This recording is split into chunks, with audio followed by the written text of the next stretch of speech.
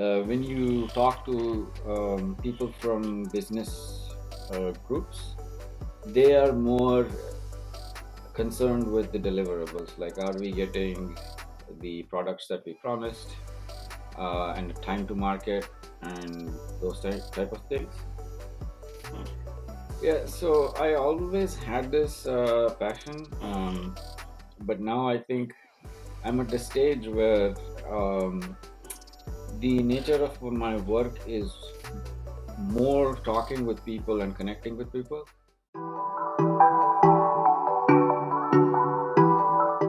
Hi all, good morning. So today I have Chetan Rao with us, who's a technology leader with a diverse background in computer engineering, management, public speaking, strategy, and mentorship. With years of experience in the software technology industry, he brings a unique blend of technical expertise and leadership skills to drive innovation and success.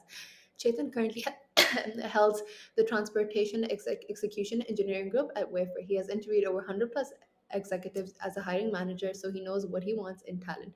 Let's welcome Chetan on 10 Minutes of Hiring Wizard, where he will tell us what's it like being an engineering leader, what he's learned along the way, and his experience in the engineering domain. Hi, Chetan. How are you doing today? Good, pretty good. It's the beginning of the year, so getting back into the groove. Okay. Any New Year's resolution, Chetan? No, I don't believe in resolutions, New Year resolution, especially. Okay.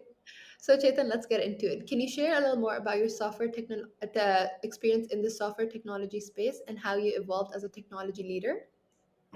Yeah. So I started out as a software engineer and graduated to being a team lead, an architect, and manager. Now, currently, I am a senior manager and head the transportation execution group in at Wayfair. So yeah, over the years, the my evolution has taught me that business value is more important than um, technology itself, and there's a lot to leadership than just implementing or developing technology. That's very fair. And how do you balance technical expertise and leadership skills in driving innovation? Because one out of the two, if it's too much, usually it would be, you'd always be caught up in this limbo. So, how do you ensure you bring 50-50 to the table to ensure that it's driving innovation within your team? Yeah, that's actually a very fair question because when you talk to people from business groups, they are more concerned with the deliverables. Like, are we getting the products that we promised, and the time to market, and those type of things. But while we balance that, as a technology leader, you also need to be on the lookout for what's changing, what are the trends, and where we should be going. So that's something that happens with good communication. So the best way I've learned over the years is to keep everyone informed of our challenges and then learn their challenges also. It's not just us. We cannot have a myopic vision of, okay, these are our problems. We need to get through them.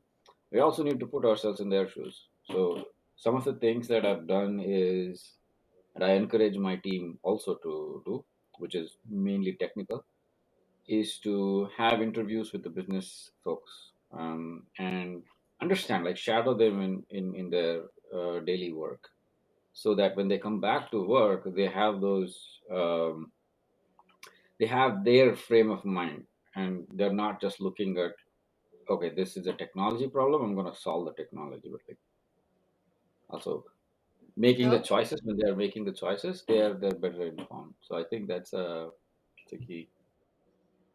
I love the fact that you mentioned that challenges should be known. A lot of people usually try to suppress the challenges because they feel like it's key to failure.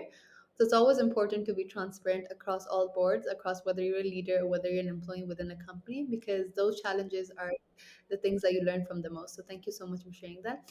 Chetan, I saw that you recently started speaking on a lot of engagement on your LinkedIn regarding a lot of topics. Where did the passion come from? What are some of the topics that you're very passionate about speaking on, and how has it been for you so far? Yeah, so I always had this passion, but now I think I'm at the stage where um, the nature of my work is more talking with people and connecting with people. Um, so even if it's just talking to my colleague in a different company, but in the same industry, I do so that I learn how they're solving a certain problem. And the other aspect of my work is also mentoring um, juniors who who have walked or who are walking the path I probably walked 10 years back. So in order to do that, I think I'm just pulling from my bank of experience and then giving word to it. That's, that's pretty much why I started doing it.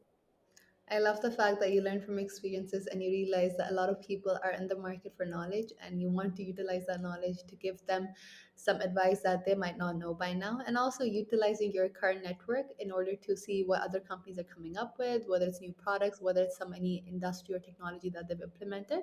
So thank you for sharing that. Next question, Ketan, would be is your role in Wayfair. What are your key responsibilities currently in your at Wayfair, and how many employees are you leading? How's your process like so far?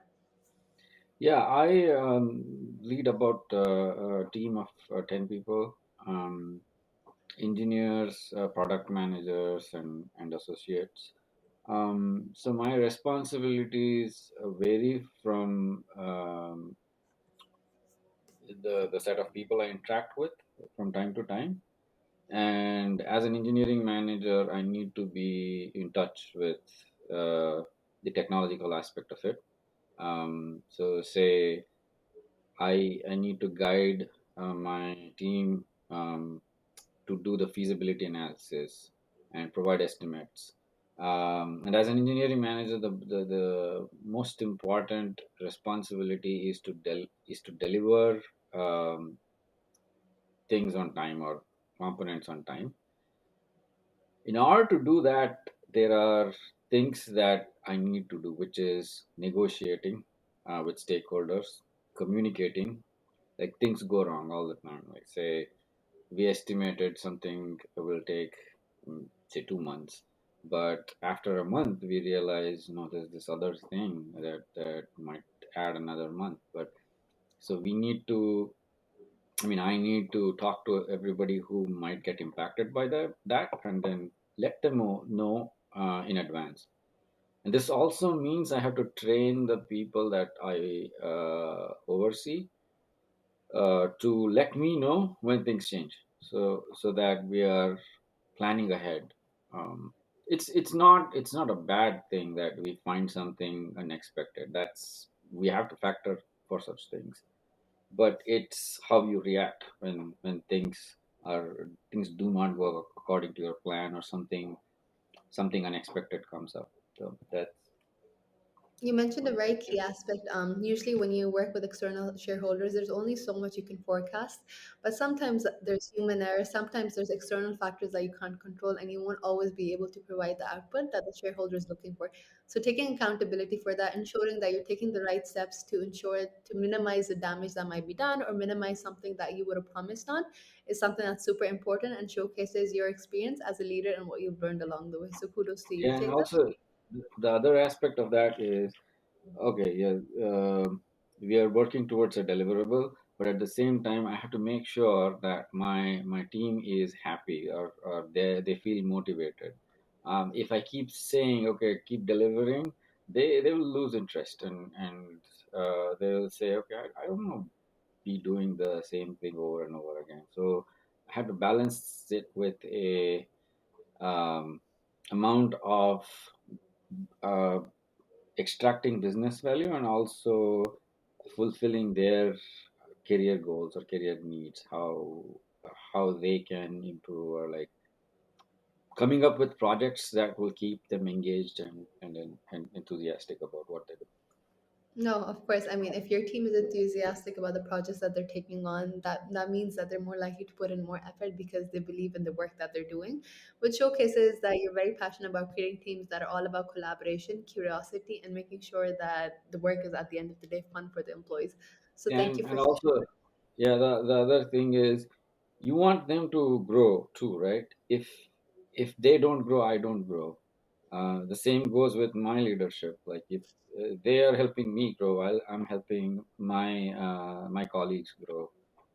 So it's like a mutually beneficial arrangement, or that's how one should take No, it. I think I agree. Because everyone has so much to offer, and there's always room for everyone to learn. So thank you for sharing that, which is centered around hiring specifically. You've interviewed over 100 plus people for your team in other different roles currently at Wayfair as well. What are some of the key characteristics that stand out to you? Whether it could be either technical, it could either be soft skills that makes you be like, oh, I really want to be work with this person. I want to hire this person. So based on your experiences and everything that you've seen in your career so far, can you touch a little more on that? Yeah, so I'll address this question in two phases, or two parts. First part is if you're interviewing a person for a technical role, there are some basic skills that you need to have, such as coding and knowing your algorithms and how the speed and efficiency or big O notation.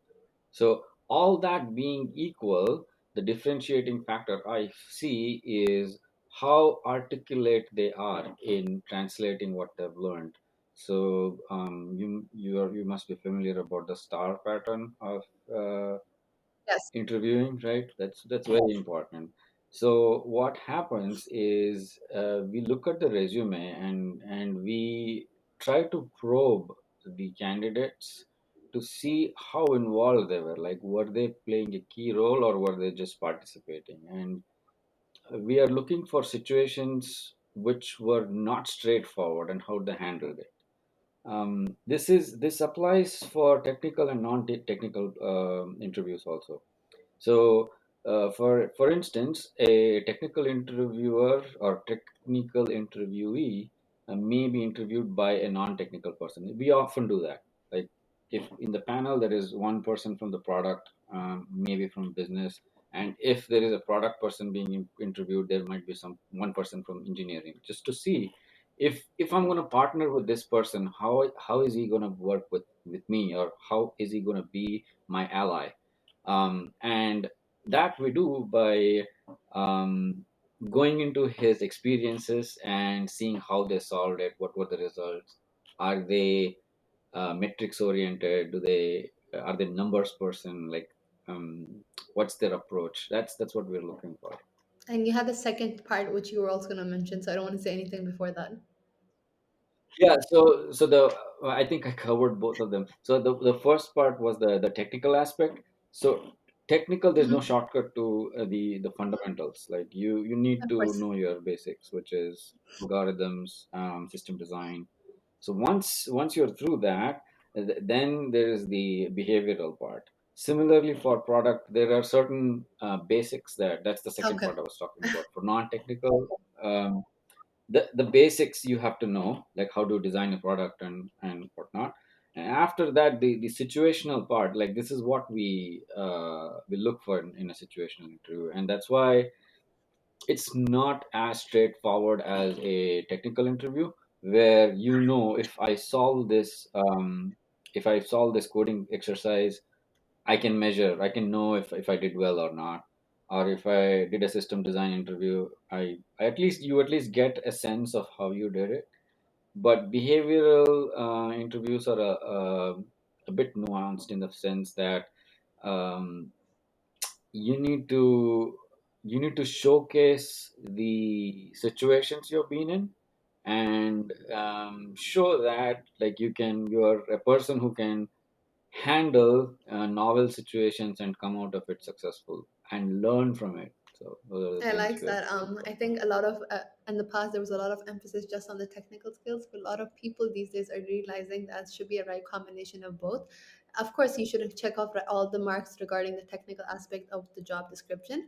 But if you're not a good communicator, if you're not good at collaborating, and if you're working with a global team all over the world, you will run into some obstacles. Specifically because a good leader or good engineer is someone who can really readily explain what they're working on, what they're coding, and how other people can jump and implement on that to optimize the efficiency. So thank you for sharing that, Chetan. Chetan, Yeah, and I think good. you make a very good point. You make a very good point. Even in the technical interviews, communication is very important because we're not just seeing if he knows a particular algorithm. We want to see how they are thinking. So to speak out your solutioning or your way of solving the problem is as important as actually solving the problem too. So Thank you yeah. for picking up on that and elaborate a little more on that. But Chetan, just last to sum this up, based on your experiences, based on your extensive career in engineering and as a leader, speaking on various topics, what is one key piece of advice that you've learned along the way that might have been a tough challenge for you at first, but it's something that's resonated with you that you carry every day with you now? So what is one thing that I have that Learned along the way. one What challenge? could be a key piece of advice? It could be something that you've learned yourself, anything along those lines. Yeah, so one thing I've learned is that employers are always looking for problem solvers. And my message to job seekers is to be a problem solver and not get enamored by technology. If you can solve problems, that's a lot more valuable than knowing the breadth of technology, because technologies are just a tool. And sometimes, or actually I've seen this a lot, like when you have a hammer, everything appears like a nail. So people, so for instance now, AI is in the limelight, or is talked about a lot. So people want to insert AI into everything when there is no need. Really, it's really, what's the problem? How are you going to solve it? And that's I think one thing everybody should have a keen eye towards. How am I going to solve a problem and add value? That's the key to success, I think, I in like this that field. specifically because I saw one recruiter post that every company does have problems to solve. If you reach out to a recruiter being like, "This is a company that your current problem that your company currently has, and this is how I can solve it," you're more likely to get a response from a recruiter because you showcase that you put in the effort to understand the company, the product, and what is something that they could improve on. So thank you for sharing that, Chetan. But other than that, Chetan, our time is up. Thank you so much for coming on the show. You were one of my first guests that came on around 2 years ago. And since then, I've seen your journey grow, seen you speak about various different topics, whether it's about engineering and the engineering space, some things that you've learned. But it's been amazing to see you grow as a leader and the work that you've done in the space. Right, it's always a pleasure talking to you. Yeah, have a nice day and or evening.